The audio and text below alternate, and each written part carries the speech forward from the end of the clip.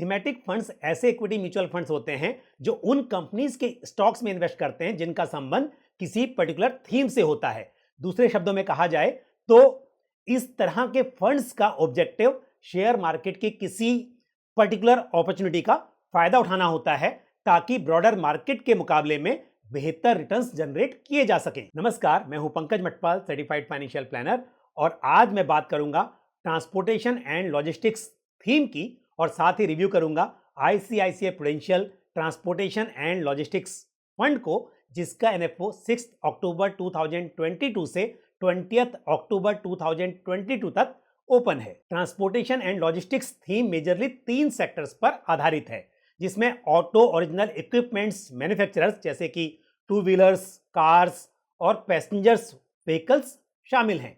दूसरा है auto ancillaries जैसे कि बैटरीज, टायर्स और इलेक्ट्रॉनिक आइटम्स जो कि इन ऑटोमोबाइल्स में यूज होते हैं। और तीसरा है लॉजिस्टिक सेक्टर, जिसमें सप्लाई चेन, रेल और शिपिंग इस तरह की चीजें आती हैं। आप ये बात तो मानेंगे कि अब कार या बाइक रखना कोई लग्जरी नहीं है, बल्कि एक जरूरत बन गई है, ये एक नेसेसिटी है। Auto original equipment manufacturing sector में अलग अलग तरह के प्रोडक्ट्स आ सकते हैं, जैसे कि टू व्हीलर, मान लीजिए स्कूटर, बाइक्स वगैरह, या फिर कार्स, चाहे वो पैसेंजर व्हीकल हो या प्राइवेट व्हीकल हो, कॉमर्शियल व्हीकल।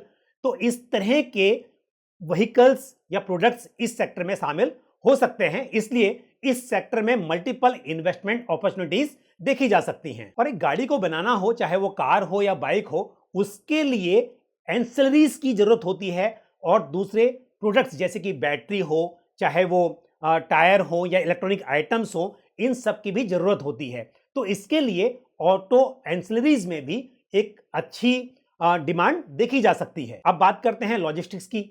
यदि कोई भी चीज मैन्युफैक्चर होगी तो उसे एक जगह से दूसरी जगह पहुंचाने के लिए आपको जरूरत पड़ेगी लॉजिस्टिक्स की, चाहे वो शिप्स हो या गुड्स ट्रेन हो या फिर बाइक हो, किसी भी माध्यम से उसे एक जगह से दूसरी जगह पर पहुंचाया जाता है। मान लीजिए कि आप कोई प्रोडक्ट ऑनलाइन ऑर्डर करते हैं और हो सकता है कि डिलीवरी बॉय वो प्रोडक्ट अपनी बाइक पर आपको डिलीवर करता हो, लेकिन आपने सोचा है कि मैन्युफैक्चरर से लेकर एक कंज्यूमर तक, यानी कि जहां पर वो प्रोडक्ट मैन्युफैक्चर हुआ वहां से आप तक पहुंचने में कितने माध्यम से वो आप तक पहुंचा। हो सकता है कि वो शिप या ट्रक्स के द्वारा एक जगह से दूसरी जगह पर होलसेल तक या डिस्ट्रीब्यूटर तक आया होगा, वहां से वो प्रोडक्ट फिर कुछ छोटे व्हीकल से और फाइनली एक बाइक से आप तक पहुंचा होगा। तो इसका मतलब ये हुआ कि लॉजिस्टिक्स की डिमांड भी बढ़ती रहेगी। जिस तरह से अगर आप ये मानते हैं कि ऑनलाइन शॉपिंग या ई कॉमर्स की डिमांड बढ़ेगी या फिर मैन्युफैक्चरिंग बढ़ेगी, तो अल्टीमेटली लॉजिस्टिक्स की भी डिमांड बढ़ेगी। एक ध्यान देने वाली बात यह है कि इंडिया की पर कैपिटा इनकम बढ़ रही है, जिससे स्पेंडिंग पावर बढ़ रही है, मतलब इनकम भी बढ़ रही है और लोग खर्च भी कर पा रहे हैं। और इंडिया में ऑटोमोबाइल्स का पेनिट्रेशन दूसरी कई कंट्रीज के मुकाबले में अभी भी बहुत कम है, और ऊपर से नई टेक्नोलॉजी और गवर्नमेंट का इलेक्ट्रिक व्हीकल पर फोकस इस सेक्टर में तेजी लाने के लिए काफी है। और शायद आप जानते भी होंगे कि विदेशी कंपनीज जैसे कि हुंडई, किया, सुजुकी, टोयोटा इंडिया को मैन्युफैक्चरिंग और कंजम्पशन दोनों के लिए एक फेवरेबल डेस्टिनेशन मान रही हैं। और फ्यूल प्राइसेस में बढ़ोतरी और पॉल्यूशन कंट्रोल पर फोकस, इनको देखते हुए फ्यूचर में इलेक्ट्रिक व्हीकल की डिमांड बढ़ना भी तय है। और मैं आपको एक बात और बताऊं कि इंडिया का लॉजिस्टिक मार्केट करीब 216 बिलियन यूएस डॉलर का है, लेकिन इसमें यदि ऑर्गेनाइज प्लेयर्स की बात की जाए तो ये केवल 3.50% ही कंट्रीब्यूट करते हैं। और अब ये अनऑर्गेनाइज जो मार्केट है ये धीरे धीरे इंप्रूव हो रहा है, यानी कि ऑर्गेनाइज हो रहा है, जिससे इस सेक्टर्स में काफी अपॉर्चुनिटीज दिखाई दे रही हैं। तो ई कॉमर्स में तेजी, अनऑर्गेनाइज से ऑर्गेनाइज्ड में शिफ्ट, गवर्नमेंट का इस सेक्टर पर फोकस, ये सभी इस सेक्टर की ग्रोथ स्टोरी बताने के लिए काफी है। तो ये तो बात थी ट्रांसपोर्टेशन एंड लॉजिस्टिक्स थीम की, कि इस थीम में क्यों इतना पोटेंशियल दिखाई दे रहा है और क्यों यहां पर ग्रोथ की संभावना है।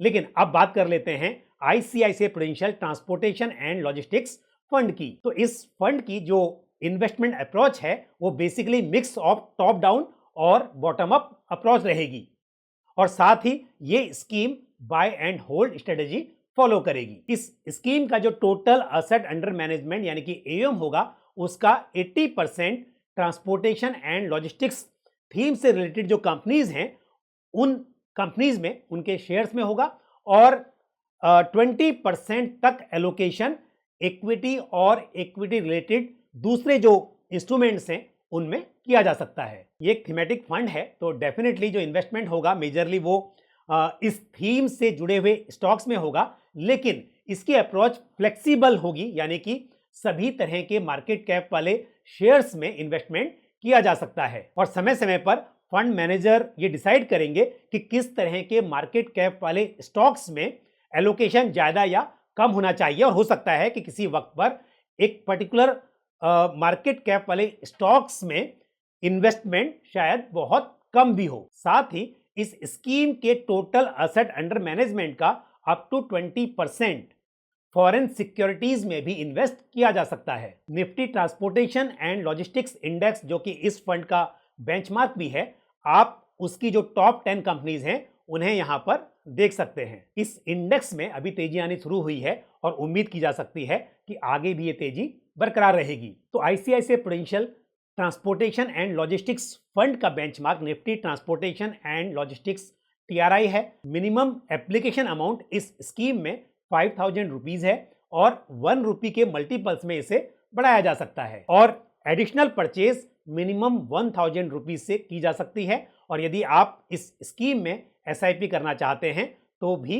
1000 रुपीज की मिनिमम एसआईपी यहां पर की जा सकती है। स्कीम में रेगुलर और डायरेक्ट दोनों ही प्लान्स हैं और दोनों प्लान्स में आपको ग्रोथ और आईडीसीडब्ल्यू यानी कि इनकम डिस्ट्रीब्यूशन कम कैपिटल विड्रॉल के ऑप्शंस मिलेंगे। स्कीम में कोई एंट्री लोड नहीं है, लेकिन यदि यूनिट अलॉट्स होने के बाद विद इन 1 मंथ आप अपनी यूनिट्स को रिडीम करते हैं तो 1% का एग्जिट लोड यहां पर एप्लीकेबल होगा। यदि आप पहले से म्यूचुअल फंड्स में इन्वेस्ट कर रहे हैं और आपका पोर्टफोलियो वेल डाइवर्सिफाइड है और अब आप चाहते हैं कि ट्रांसपोर्टेशन एंड लॉजिस्टिक्स थीम का जो पोटेंशियल है उसका फायदा उठाया जाए तो आप ऐसे में ICICI Prudential transportation and logistics fund में इन्वेस्ट कर सकते हैं। और यदि आप इस स्कीम में इन्वेस्ट कर रहे हैं तो मेरे हिसाब से आपका इन्वेस्टमेंट होराइजन कम से कम 5 इयर्स का होना चाहिए। तो ये थी कुछ जानकारी ट्रांसपोर्टेशन एंड लॉजिस्टिक्स थीम के बारे में और साथ ही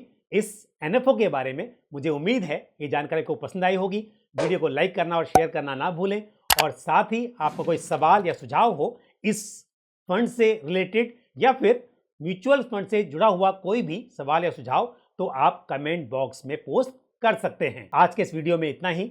अगले वीडियो में फिर आपसे मुलाकात होगी। Thank you. जय हिंद। म्यूचुअल फंड निवेश बाजार जोखिमों के अधीन है। योजना से संबंधित सभी दस्तावेजों को ध्यान से पढ़ें।